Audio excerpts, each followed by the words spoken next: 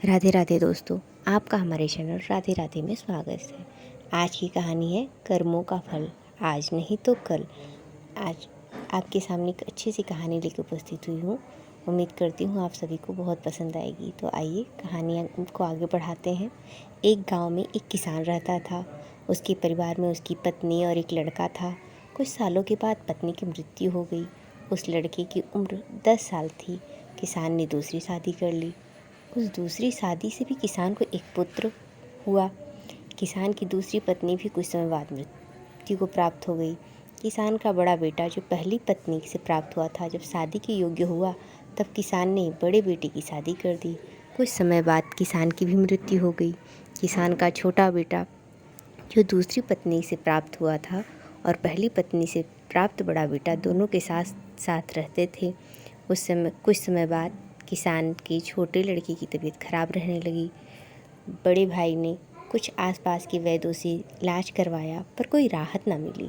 छोटे भाई की दिन ब दिन तबीयत बिगड़ती जा रही थी और बहुत खर्च भी हो रहा था।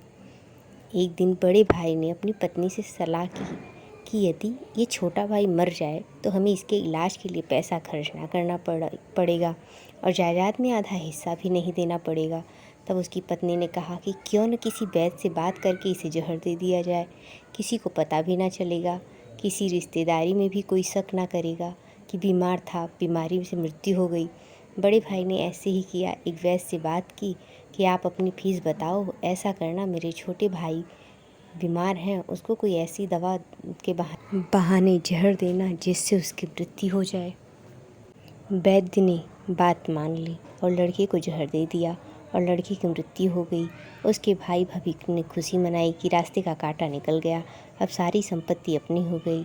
उसका अंतिम संस्कार कर दिया गया। कुछ महीनों पश्चात उस किसान के बड़े लड़के की पत्नी को लड़का हुआ। उन पति पत्नी ने खूब खुशी मनाई, बड़े ही लाड प्यार से लड़के की परवरिश की। कुछ ही गिने वर्षों में लड़का जवान हो गया। उन्होंने अपने लड़के की भी शादी कर दी। शादी के कुछ समय बाद अचानक लड़का बीमार रहने लगा। माँ बाप ने उसके इलाज के लिए बहुत वैद्यों से इलाज करवाया, जिससे जितना पैसा मांगा सब कुछ दिया ताकि लड़का ठीक हो जाए। अपने लड़के के इलाज में अपनी आधी संपत्ति तक बेच दी, पर लड़का बीमारी के कारण मरने की कगार पर आ गया। शरीर इतना ज़्यादा कमज़ोर हो गया।